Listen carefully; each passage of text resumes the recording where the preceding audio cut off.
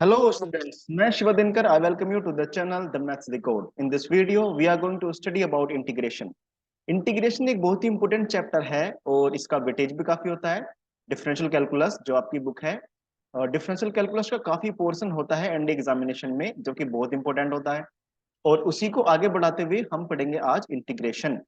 वैसे तो आपने 12th क्लास में इंटीग्रेशन पढ़ लिया है, लेकिन फिर भी मैं बताता हूँ आपको कि इंटीग्रेशन होता क्या है.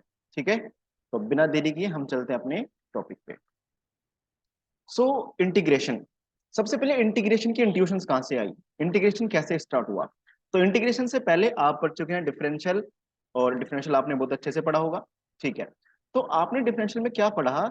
हमारे पास y is equal to F x एक फंक्शन होती है. We have a function y is equal to F x, और हम इसको डिफरेंशिएट करते हैं dy बाई डी एक्स, और वो इक्वल आ जाता है एफ डैश एक्स के. ओके, अब इंटीग्रेशन की इंट्यूशन कहां से आई. हमने किसी फंक्शन को डिफरेंशिएट कर दिया और हमने बना दिया एफ डैश एक्स. नव क्या ऐसा हो सकता है कि ये जो डिफरेंशिएटेड टर्म हमारे पास है, this differentiated term F dash x, क्या हम ये बता सकते हैं कि ये डिफरेंशिएटेड टर्म किस टर्म का डिफरेंशियल है. यानी कि हमें वो टर्म फाइंड करनी है जिस टर्म का डिफरेंशियल हमें गिवन है. बेसिकली इसे हम बोलते हैं कि हमको इस फंक्शन का एंटी डेरिवेटिव फाइंड करना है. What we say that we are to find the anti derivative of the given function. You can say anti derivative or integration both are the same things. So ये तो छोटी सी बात हो गई कि integration क्या है. हमें एक फंक्शन गिवन है, हमें ये पता करना है कि ये फंक्शन किस फंक्शन का डिफरेंशियल रही होगी, और अगर वो फंक्शन फाइंड करनी है तो इस वाले फंक्शन का इंटीग्रेट कर देंगे और वो पहले वाली फंक्शन निकल जाएगी. ये आपकी छोटी छोटी सी बात हो गई. दूसरी बात क्या है, एक बात आपको समझ में आई कि आपको एंटी डेरिवेटिव फाइंड करना है, यानी कि वो फंक्शन फाइंड करनी है जिस फंक्शन का डिफरेंशियल आपको गिवन है, उसको इंटीग्रेट करके या एंटी डेरिवेटिव फाइंड करके. दूसरा क्या होता है स्टूडेंट्स, दूसरा जो मेन इंटीग्रेशन पढ़ने का हमारा इंट्यूशन है वो ये है कि y is equal to F x. This y is equal to F x is a curve on x-axis and y-axis or 2D plane, you can say. Let us consider this is the y is equal to fx. ये y is equal to fx कोई curve है. Okay, और आपने x is equal to a से लेकर x is equal to b तक ये find करना है कि इस कर्व ने x एक्सिस या फर्स्ट क्वाड्रेंट में बोलो, इस कर्व ने फर्स्ट क्वाड्रेंट में कितना रीजन कवर किया है.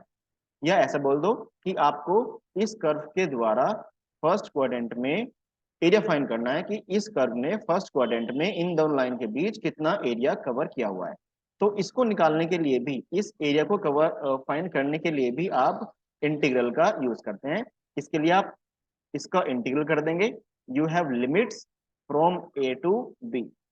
इसको हम इंटीग्रेट करेंगे ए से बी तक, और हमें ये पता चल जाएगा कि इस curve y is equal to F X ने फर्स्ट क्वाड्रेंट में x is equal to A से x is equal to B, इन दोनों पॉइंट्स के बीच कितना रीजन कवर किया हुआ है. ठीक है, इसको हम एल्जेब्रिक सम भी बोलते हैं. ठीक है, क्या बोलते हैं इसे, एल्जेब्रिक सम, या फिर एरिया फाइंड करना in the first quadrant, in the second quadrant, whatever is given to us, accordingly हम क्वेश्चन को सॉल्व कर सकते हैं. बेसिकली जब हम एंटी डेरिवेटिव फाइंड कर रहे हैं, हम बोलते हैं कि we are solving indefinite integral.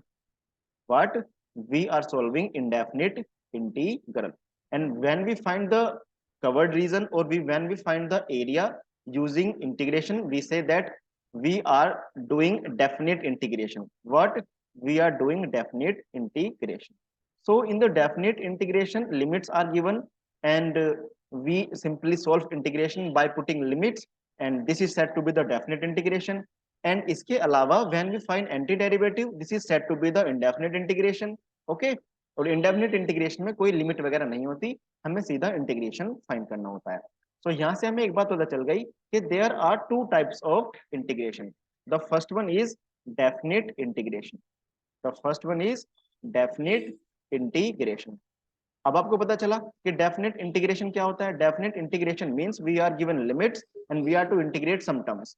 And what is indefinite integration? Let us talk about indefinite integration. Indefinite integration is the integration when the limits are not given. We are to simply find the antiderivative of the given term. Do you get it? I think that you are getting it. वल्ला वल्ला, let's go to the next. Okay, सबसे अब पढ़ते हैं कि methods of integration, कितनी तरीके से हम इंटीग्रेशन कर सकते हैं किन्हीं टर्म्स का। तो सबसे पहले तो नॉर्मल नॉर्मल से हमारे पास इंटीग्रेशन होंगे फॉर्मूले के ऊपर बेस्ड, और फॉर्मूले के ऊपर बेस्ड इंटीग्रेशन को करना तो चुटकी का खेल है। आपको फॉर्मूलेस पता होने चाहिए इंटीग्रेशन के बस, और आप सिंपल फॉर्मूला लगाओगे और इंटीग्रेशन कर दोगे स्मॉल स्मॉल टर्म्स का। लेकिन अगर हमारे पास अच्छी खासी टर्म्स हैं तो उनको हम कुछ पार्ट्स में डिवाइड कर लेंगे इंटीग्रेशन करने के लिए। जैसे सबसे पहला होता है substituting method, substituting method, substituting method. Spelling mistake हो सकती है, इससे कोई दिक्कत नहीं है। तो हमें सब्स्टिट्यूशन से इंटीग्रेशन करना है। दूसरा, using trigonometric identities, using trigonometric, using trigonometric identities. Okay, so इसके बाद और क्या मेथड हो सकता है? By parts integration, by parts integration, by parts integration. Number 4, और कैसे कर सकते हो तुम? बाई पार्ट्स इंटीग्रेशन हो गया, हाँ, integration by partial fraction, integration by partial fraction. Partial fraction से भी हम इंटीग्रल्स को सॉल्व करते हैं। एंड कुछ स्पेशल टर्म्स होती हैं, उनका इंटीग्रेशन थोड़ा अलग तरीके से करते हैं। कुछ फॉर्मूलेज वगैरह होते हैं, कुछ स्पेशल टर्म्स होती हैं, इंटीग्रेशन ऑफ स्पेशल फंक्शंस। तो कुल मिला के 5-6 टाइप्स होते हैं हमारे मेथड्स होते हैं इंटीग्रेशन को सॉल्व करने के, और वन बाय वन हम इंटीग्रेशन को पढ़ते चलेंगे। तो सबसे पहले हम देखते हैं कि what are the formulae to integrate some terms. Integration के पहले थोड़े से फॉर्मूले देखते हैं कि क्या होते हैं फॉर्मूले, बिना फॉर्मूले के तो कुछ नहीं। Mathematics is based on the formulas और आइडेंटिटीज।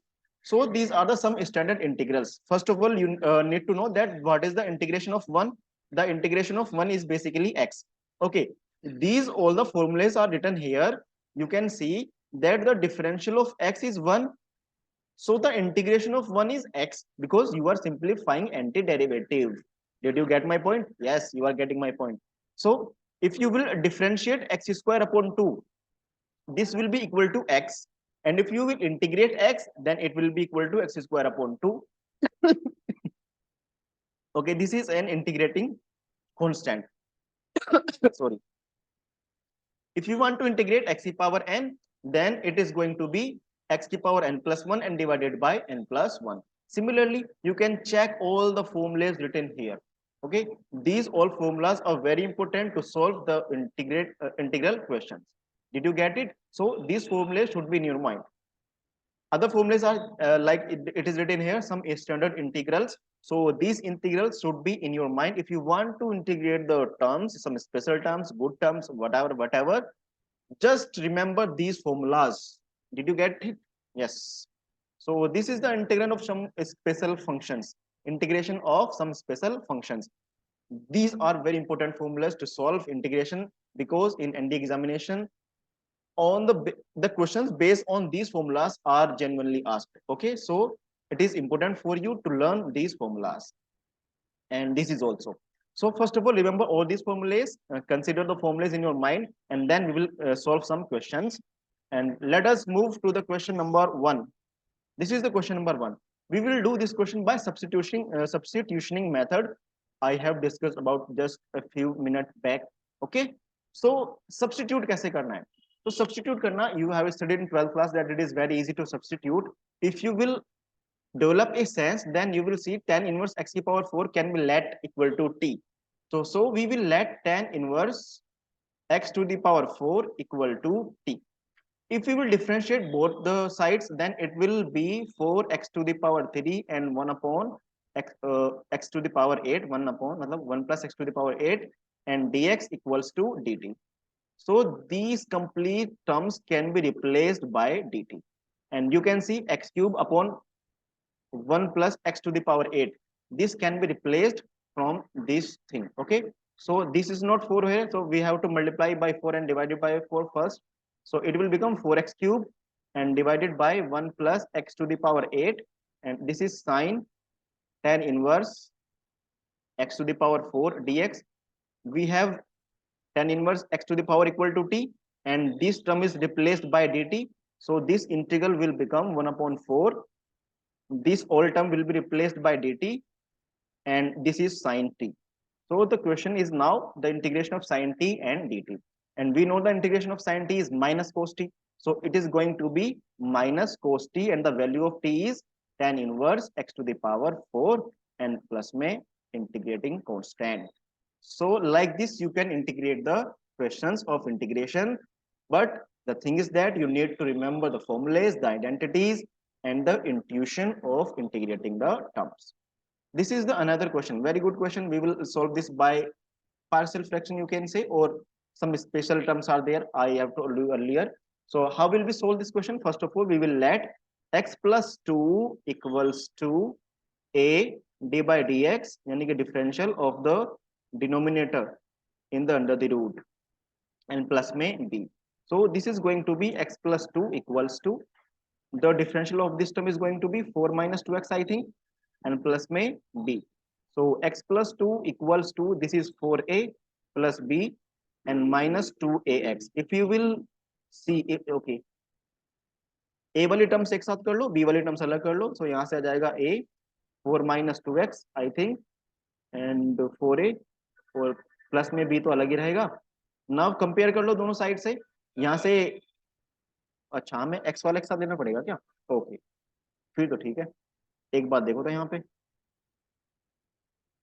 x वाली टर्म्स एक साथ कर लो, जैसे यहाँ पे x वाली टर्म है और कांस्टेंट टर्म है, ऐसे इधर x वाली टर्म और कांस्टेंट टर्म एक साथ कर लेंगे. तो this is the constant term and this is the x वाली term. Okay, so this is minus 2ax and plus में 4a plus b. शायद यहाँ पे 8x हो जाएगा. 2ax सही है. ओके, सही है, सही. तो 4a plus b. नाउ यहाँ से कंपेयर करो तो a आ जाएगा आपका -1/2, और कंपेयर करोगे तो 4a plus b equals to आएगा 2. a की वैल्यू -2 है, -1/2, तो b की वैल्यू शायद 4 आ जाएगी. तो a की वैल्यू -1/2, b की वैल्यू 4 आ गई आपकी. तो अब यहाँ पे रख दीजिए और a और b की वैल्यू. तो x plus 2 को हम लिख सकते हैं क्या? x plus 2 को लिख सकते हैं -1/2, 4 minus 2x एंड प्लस में 4. ठीक है, इसको लिख सकते हैं इस टाइप से. तो इस इंटीग्रेशन को सॉल्व करेंगे हम. x plus 2 के प्लेस पर लिख देंगे हम -1/2 एंड 4 minus 2x प्लस में 4 and divided by under the root 4x minus x square and dx. Okay, अब इसको अलग अलग कर लीजिए. यहाँ से प्लस का साइन है, अलग अलग ब्रेक कर लीजिए. तो this will become -1/2 integrating 4 minus 2x upon under the root 4x minus x square and plus में 4 integrating 1 upon under the root 4x minus x square, तो 4x minus x square and dx. अब देखो नीचे वाले का differential ऊपर बैठा हुआ है. अगर नीचे वाले का डिफरेंशियल ऊपर बैठा हुआ होता है तो उसको कैसे करते हैं हम? उसका सीधा सीधा इंटीग्रल आ जाता है. कैसे? log 4x minus x square. अगर नीचे वाले का डिफरेंशियल ऊपर बैठा है तो उसका सीधा सीधा डिफरेंशियल आ जाता है. लेकिन यहाँ पे लोग नहीं आएगा क्योंकि अंडर द रूट है. अंडर द रूट की वजह से लोग नहीं आएगा. 1/2 रूट एक्स का इंटीग्रेशन होता है रूट एक्स. 1/2 रूट एक्स का इंटीग्रेशन क्या होता है? Root X. तो this is going to be under the root 4x minus x square. Okay, now plus. Now we have to solve this integration. 4 integration dx divided by 4x minus x square, and this is under the root. So to solve this integration, first we will take minus common, and this is integrated. So इससे तो कोई दिक्कत है ही नहीं हमें. 4x minus x square plus 4 integration dx upon under the root. यहाँ से लो minus common. This will become x square minus 4x. और यहाँ से बनाओ perfect square. You know how to make perfect square? Add 4 and subtract 4. So this is going to be minus under the root 4x minus x square plus 4 integration dx divided by under the root. So this is x minus 2 the whole square and this is minus 4, so this will become 4 minus x minus 2 whole square. Okay, so this is of the form 1 upon under the root a square minus x square, and you know the formula of 1 upon under the root a square minus x square. कहाँ पे है 1 upon under the root a square minus x square? This is the formula. 1 upon under the root a square minus x square is sin inverse x upon a. So you can solve this integration. So minus under the root 4x minus x square plus 4. This is the formula of sin inverse x upon a, and the x minus 2 upon 2 plus में जाएगा c, and you have integrated the question successfully. Okay, now let us move to the next question, that is sin inverse 2x upon 1 plus x square. This is the question of integration by parts. Integration by parts के लिए हमें सबसे पहले समझना होगा ILATE. What is ILATE? ILATE, I means inverse, L for logarithm, A for algebraic term, T for trigonometric term, E for exponential term. If we want to use integration by parts, this is the formula of 2 tan inverse x. I think you know very well this is the formula of 2 tan inverse x, and we can write this question 1 into 2 tan inverse x. Now we are going, okay, now we are going to integrate this thing. We are going to integrate this thing. So first of all, we will consider first to the inverse function. So this is first and this is second. Now this is 2 will be outside, this 2 will be outside. The integration by parts says first term is going to be like this as it is tan inverse, and the integration of first term 1 dx minus the differential of first term. The differential of first term is 1 upon 1 plus x square, and the integration of second term, so x dx. Okay, the integration of 1 is x, you know very well, so this is going to be x tan inverse x, and minus the differential of, okay, divide this 2 and multiply by 2. So this is the differential of denominator, and if the differential of denominator is in the numerator, then it is very simple to be integrated, that is log 1 plus x square, and plus में कर देंगे c. So this is the integral of the question.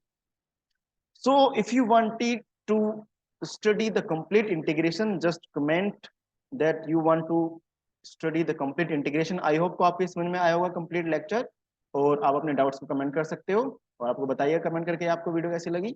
जय हिंद.